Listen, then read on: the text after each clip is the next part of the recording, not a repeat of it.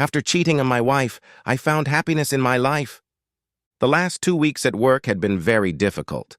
But if the cheers of his co-workers around him were to be believed, it was all over. By the looks of it, the spring product line is going to be a huge success. The bosses will make more money and the workers will get full-time and a paycheck, and probably a nice overtime bonus in the coming months. Even the chances of a decent year-end bonus looked very promising. Jeff decided that he could afford to just sit at the hotel bar and order 1 or 3 more beers on the company's dime. Everybody wins, he thought. The Hilton Hotel bar wasn't his usual hangout. Jeff usually preferred more run-down establishments with dim lighting, creaky wooden floors, and, preferably, a layer of sawdust or nutshells on the floor, suitable for having a few drinks and even a little shake in his boots if he had a pretty dance partner. Marketing had chosen this venue for an impromptu company party on a Friday afternoon to celebrate the launch of this season's new product line. The Hilton had the biggest TV in the area and a large enough open bar area for people to watch the fashion show live or just sit back and enjoy the good news. It was also a good place to catch a cab home after drinking too much. The VP of sales also tried to get one of the large conference rooms to handle the influx of factory workers, but they were all booked up for another sales seminar, so everyone was happily accommodated at the bar. It was almost impossible to hear their own thoughts over the TV and cell phone conversations, but at least it was the loud and cheerful sound of prosperity. Just a few years ago, the company was so broke that the annual company picnic was reduced to sit-ups and BYOBs. Today, the mood was good and everyone was happy. Some of the sales and marketing girls were demanding more champagne, and the glass aquarium behind the bar was already half filled with car keys. A few smiling and winking couples even made their way to the hotel registration desk to get a private room for a romantic celebration. And it was still only 1 hour in the afternoon. It was definitely better than a real workday at the factory. Cindy, the blonde bombshell from the marketing department, who by this point was already riddled with a lot of pressure and was looking for underground alternative entertainment herself, staggered over to Jeff in her 5-inch heels, showing off her ample and interesting cleavage and lots of thighs.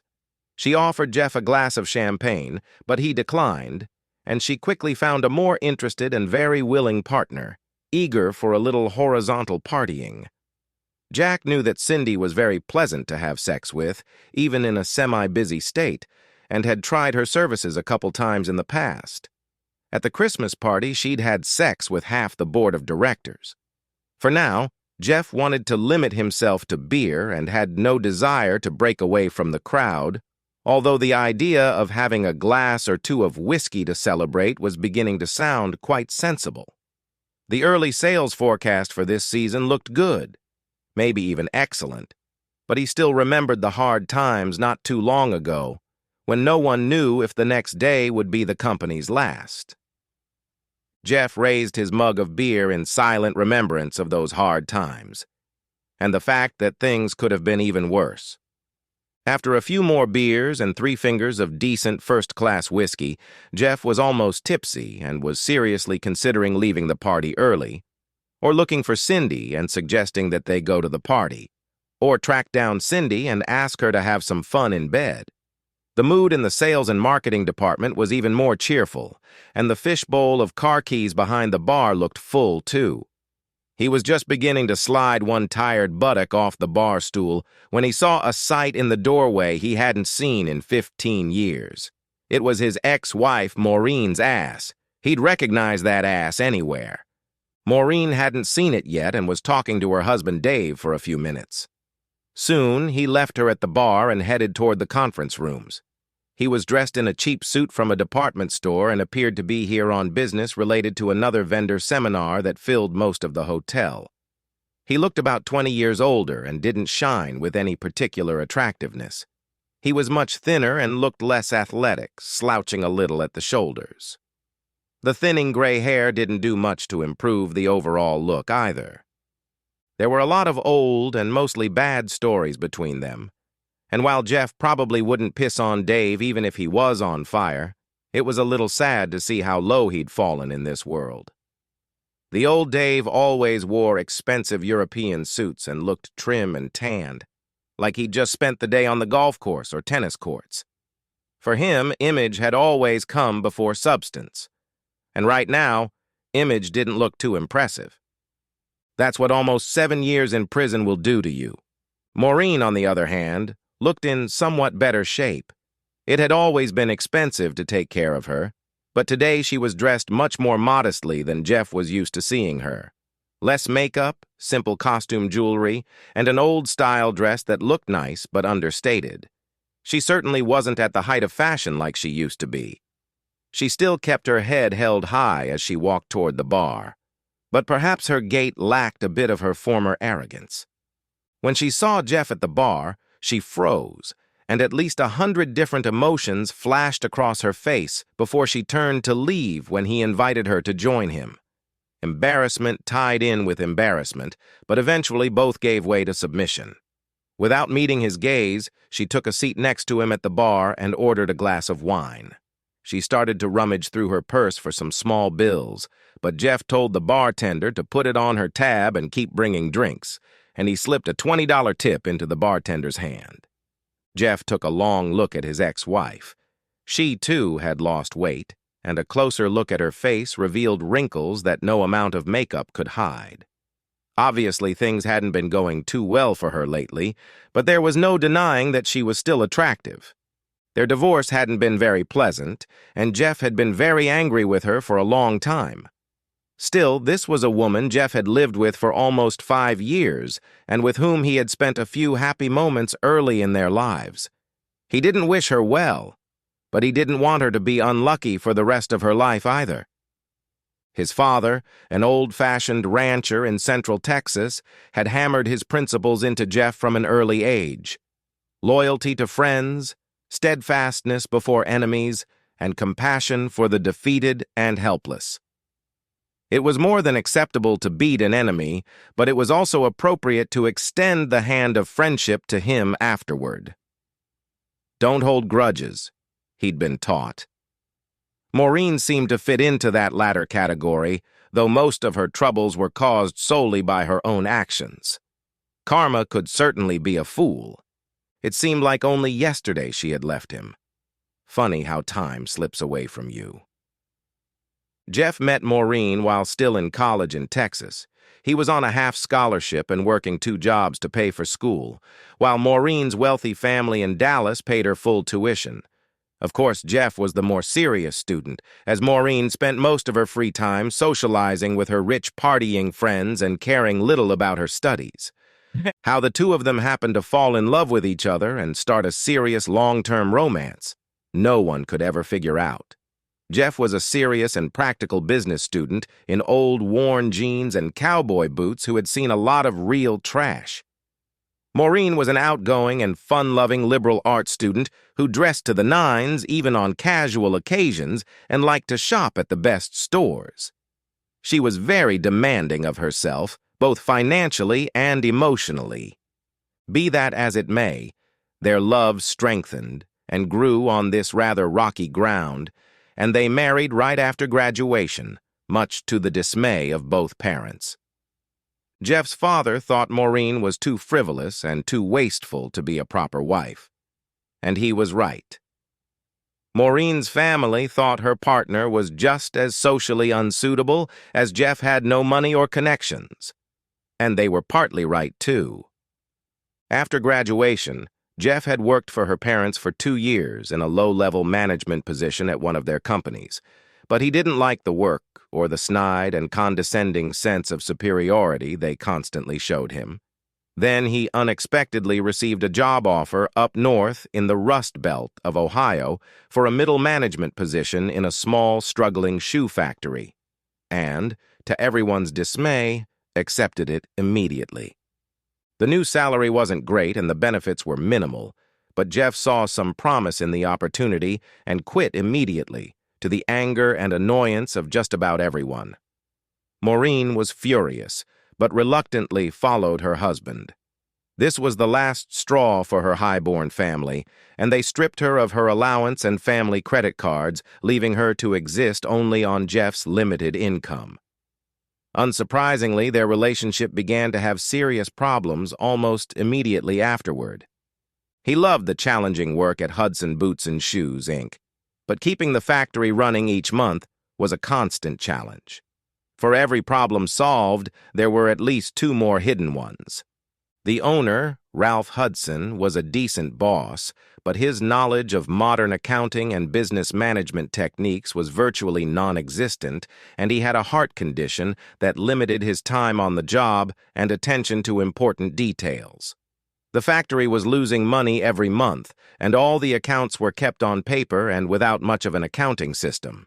Sales were decent, but not exceptional, and expenses somehow always exceeded income. It took Jeff several years to trace exactly where all the money was disappearing to. There was waste and inefficiency everywhere, but the most serious losses were going into the pockets of sales manager Dave Weston, his chief management rival in the company. Every time Jeff suggested something to improve the company's performance, he was sure that Dave would argue the exact opposite point of view. He was a proponent of the status quo in the company and opposed any form of modernization and computerization of accounting, and now Jeff knew exactly why. It soon became clear that the two men were irreconcilable rivals in the battle for control of the company's future, and Jeff began to dislike the smirk that kept appearing on Dave's face, as if he were enjoying some private joke at Jeff's expense. Jeff prepared very carefully for each meeting with management and was soon winning more boardroom battles than he was losing. But because of this, he had to work long hours and didn't give Maureen as much attention as she was used to receiving. Their home life began to suffer almost immediately. Dave led a very expensive lifestyle and, by Jeff's best estimate, had been scamming the company out of about $70,000 a year for at least the last 5 years, and possibly longer. He ran the sales and purchasing departments, always dressed in expensive suits, owned at least 3 expensive Rolex watches, and drove a fancy BMW convertible. So much for his salary, which was barely more than Jeff's. He also received personal kickbacks from our customers and suppliers for everything he bought or sold. The quality of the leather the company was getting was steadily declining, and our costs were going up. We now knew why sales were slowly declining and costs were steadily rising. Needless to say, his personal expenses were also excessive, to say the least, and indicated that Dave had been living comfortably off the company all these years. Convincing company owner Ralph Hudson to fire Dave wasn't easy, as everyone in the company was fascinated by the smooth-talking thief Dave. But in the end, the evidence of Jeff's investigations, with the help of a team of financial auditors and a couple of independent private investigators, could not be denied, and Dave was finally fired. This should have been a great triumph for Jeff. He had eliminated his main rival in running the company and was now promoted to become the new director of operations and with a small increase in salary. But when he returned home, he was surprised even more. Maureen had moved out and left him for Dave. It shouldn't have been such a big shock. Maureen had always been one of Dave's biggest supporters, and she had liked him from the beginning. She liked his irascibility and swagger and was constantly trying to get Jeff to follow suit. At some point, they'd had an affair, probably around the same time over a year ago, when Dave's smirk became permanent on his face. Well, it had only made Jeff chuckle, but now it didn't seem so funny anymore. There had been some discussion of bringing fraud and theft charges against Dave, but in the end, Ralph Hudson had declined.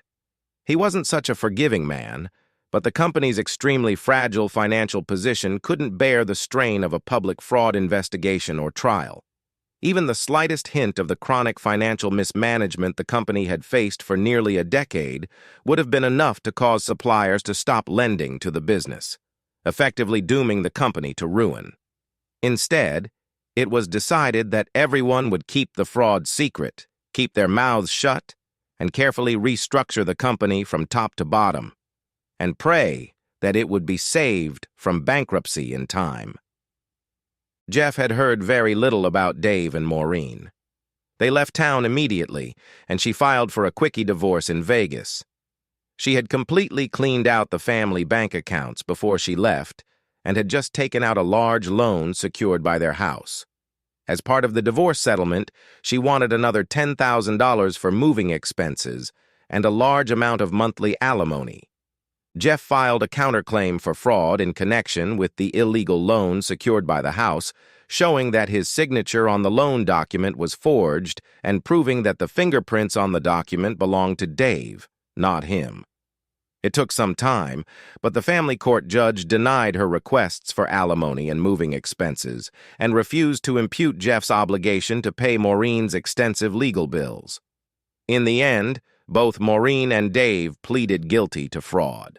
Both received a stiff sentence and probation with no jail time. Maureen was allowed to keep all the money she had previously taken. It was long spent anyway, with no hope of repayment. The divorce went through and they went their separate ways. No one was happy with the final verdict, and Jeff's legal fees left him destitute for several more years. Nevertheless, it closed the door on that painful period of Jeff's life. About 2 years later, Jeff learned that Dave had picked up his old job again at a new company in California, and he was once again caught with his hand in the cookie jar.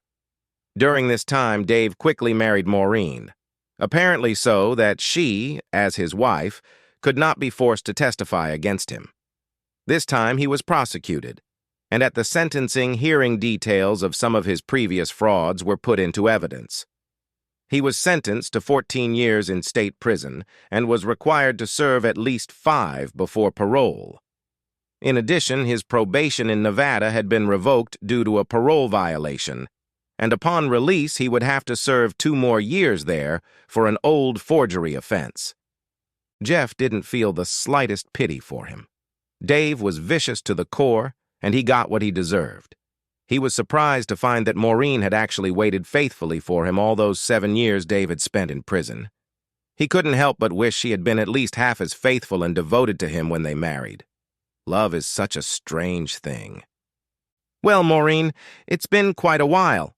You look great. I think I'm good. You still look the same, like you haven't changed much. Maybe a little heavier and a little grayer, but it suits you. You look good.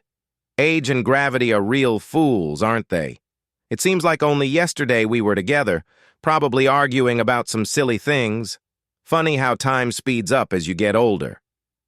Maureen agreed, and for a few minutes they drank their drinks in silence. "I noticed Dave in the hallway with you before you came in. Are you two still together?" She nodded. "We're here for the salesman's seminar. Tomorrow they're giving him some minor award for selling the most appliances in his neighborhood last quarter. Now he's, better. Not such an ass. He's always been a good salesman, but now he's gotten his life in order and works hard. It was very hard on us for a while, but things are slowly getting better now. After you left, the factory was very difficult. Dave left us in a very bad position, and we almost closed the doors for good. Now, looking back, he regrets it. In fact, we are grateful that Hudson decided not to press charges. It would have been a 3rd strike against Dave and he would still be in jail. While he was in jail, I had to go to work to support myself and pay his legal bills. I wasn't used to it, and I can't say I like it even now. But I've learned to respect people who have to work for a living." "Did your family cut you off?" She nodded again and finished her wine. The bartender, who had gotten a good tip, immediately filled the glass again. They'd liked Dave a lot at first, and they'd paid for most of the divorce costs, but when his other legal problems started, they'd literally cut off the relationship.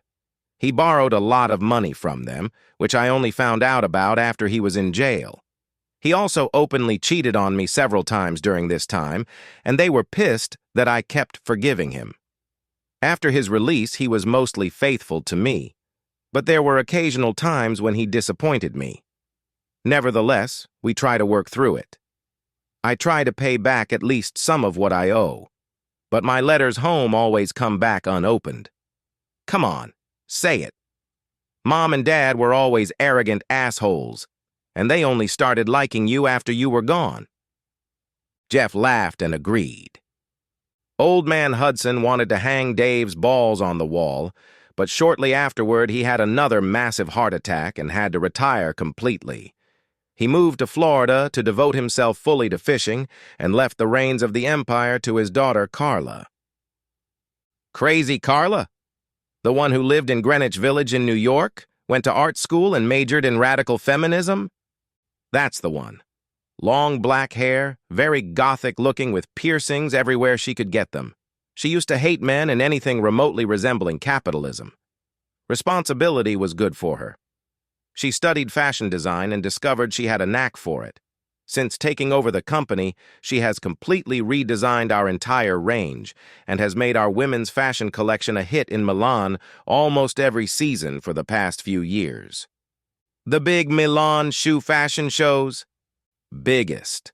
The fashion and style channels regularly show our latest collections performed by the best models in the world. Now almost all the big fashion houses in Paris wear our shoes in their shows. You probably don't read Vogue as much anymore, but they think very highly of us and consider us one of the biggest guys. Today's show, live from London, featured the new Gloria Regina lingerie line, during which each model wore our shoes, from slippers and sandals to fuck-me pumps. Fuck me. We were all here watching the show on the big screen and counting the number of happy customers in the audience. We no longer have to sell junk at Wally's or Kmart. Now we're at Macy's, Neiman Marcus, and hundreds of other boutiques around the world. "Oh," she said, and focused her attention on her glass of fresh wine for a while. "So you're doing okay then? Are you still the director of operations and running things?" she asked. "I'm still running things. Carla is the owner and our head designer, but she lets me run everything. She still doesn't really like to socialize with people. It's true that a few years ago when I married Carla, they changed my title a bit. Technically, I'm co-owner now, but I prefer to just be called the boss."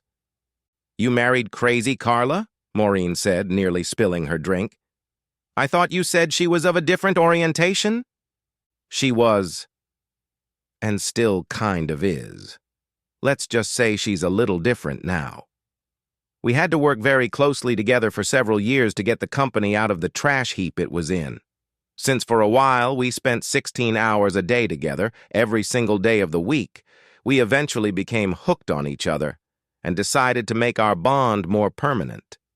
She learned to tolerate old Western music, and I learned to tolerate her love of the avant-garde. It works. Sometimes she even goes to dances with me, or one of her friends goes with me instead. Now, with the kids, getting out is getting a little harder. When she is home, she loves to play mommy. She's a great mom to all the kids." "Do you and Carla have children?" "We have 2 kids, and she wouldn't mind having another one before we stop." He reached into his wallet, pulled out an accordion-folded photo folder, and pulled out the first 2 pictures. "Here's Jack, he's 8, and his 6-year-old sister Charlotte. They're our oldest, and the only ones who live at home with us. Are there any others? Where do they live?" "I'm confused." Jeff smiled and started laying out some more pictures. "Many of Carla's girlfriends are of a different orientation, but that doesn't mean they don't want to have children of their own or don't mind occasionally dating a man to have them. Carla treats her girlfriends very well and helps them with their personal problems. Jeffrey is 5 years old, and his mother is one of Carla's oldest friends from New York. Amanda is also about to turn 5, and her mom is a famous mannequin maker who I'm sure you would recognize. I've also been helping her with her other youngest daughter, Carrie, who is 2. I think she wants a 3rd child as well, as she is going to be visiting us for a long visit later this summer." Jeff posted 3 more pictures, but Maureen was already in complete shock. "You have 5 kids with 3 different women? And your wife approves of that?" "We have a very unconventional relationship, but we're happy. She loves kids. The more the merrier. Not that they all live with us, but I see them sometimes when they come to visit. Also, going into this marriage, I knew my wife would cheat on me with other women, repeatedly and often. So we each have our freedom, and I can have my own mistresses. I think it's good that she is honest about it and shares with her friends often. It makes the relationship more trusting. It's certainly better than finding out your wife had an affair back in an empty house. I always felt uncomfortable about it. We should have dealt with the situation and parted ways better. I was going to write and apologize, but time slipped away and I never did. Her glass was empty again, and Jeff signaled for them both to pour another glass. They drank in silence for a while, but then his BlackBerry signaled an incoming message. He looked at it and laughed. "Look what my dear wife is bringing home to me tomorrow." He laughed and showed Maureen the message and the attached image. A very explicit picture taken with a cell phone camera of two naked and very beautiful women lying together in bed. This is her new supermodel girlfriend, whom she met on the catwalk in London last week and has already managed to get her into bed. They met again in Milan, and now she's going to bring her home with her tomorrow for a threesome for a week or two here. I just love the way my wife takes care of me. Maureen took the rest of her drink in one gulp and stared at her empty glass for a while before starting to say goodbye to leave. "Jeff, it was good to see you again, and I'm glad you're doing well, but I have to go and meet Dave. I can see that you have found happiness in your life since I left. I wish you well, but we are not likely to come back here again." They hugged briefly, and Jeff pulled out all the money left in his wallet, a few $100 bills, and squeezed them tightly in Maureen's hand, not taking no for an answer. "Take this and treat yourself to a nice dinner tonight or later when you get home. Buy yourself something nice." He may be trying to mend his ways, but the old schemer and deceiver is still inside him. Dave was a rat in an expensive suit and will remain a rat in a cheap one.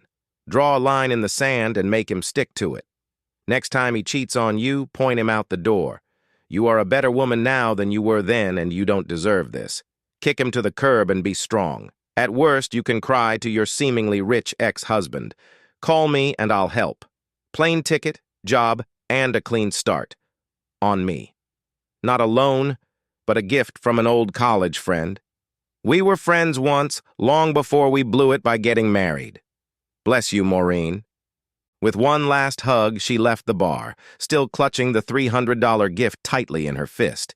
She wanted to throw it back in his face, but he hadn't offered it out of malice or twisted humor, and she really needed the money. Dave had been drinking again, and the meager savings she'd stashed in an old cookie jar at home for a rainy day had suddenly disappeared a few weeks ago. The bills had started piling up again. Perhaps the old, bad Dave had come back to her again. And she wasn't sure she could live with that. Reuniting with her ex made her very uncomfortable.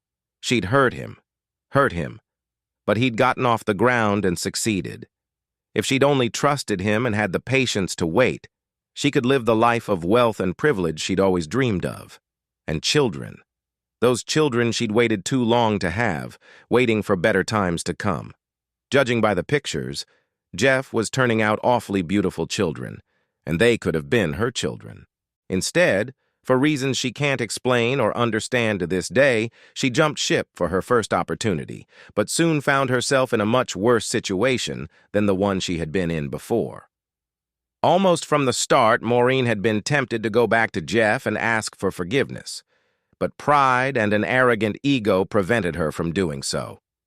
What a foolish young woman she had been in those days. Maureen missed her planned shopping tour of the city with the other wives.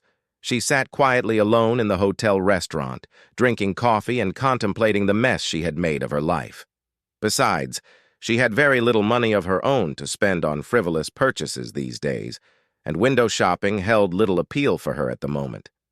Watching the hotel lobby from the restaurant, she wasn't surprised to see her husband Dave slipping out early from one of his sales seminars in the company of a busty blonde. Together, they took the elevator up to her suite, where they stayed from 2:30 to almost 5, just before Maureen was due back from a planned shopping trip she'd missed. Maureen listened to the cheaters indulge in sex and waited patiently outside the door until it opened and she and her soon-to-be ex-husband finally settled the score. The last 15 years of her life had really been wasted. Jeff was right, she thought. It really is funny how time slips away. It wasn't a big surprise when, about 2 weeks later, Jeff got a call at the factory from his ex-wife.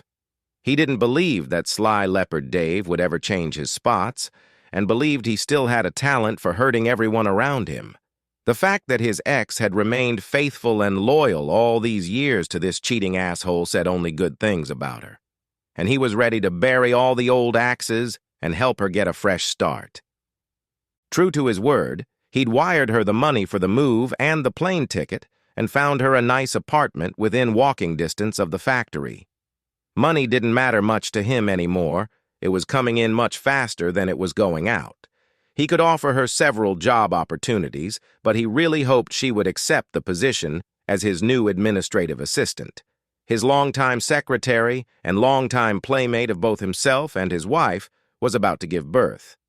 She wanted to be a stay-at-home mom for at least the next few years, and had even hinted that she would like to have another child with Jeff as soon as possible. The thought brought a smile to Jeff's face. Maureen herself had always wanted children, but economic conditions had not allowed her to do so when they were married. Nor had she had children with Dave. Now, working for him every day, it might soon be her turn to be on his desk. Better late than never. The thought that he would soon have the opportunity to get his ex-wife pregnant also made him laugh with irony until his ribs ached. Life is a funny thing. It seemed like only yesterday his wife had left him, and now she was back in his life again, ready and willing to pay any price for his help more than a decade later. Isn't it amazing how imperceptibly time slips away when you're having fun? The end! Subscribe to my channel! Thank you!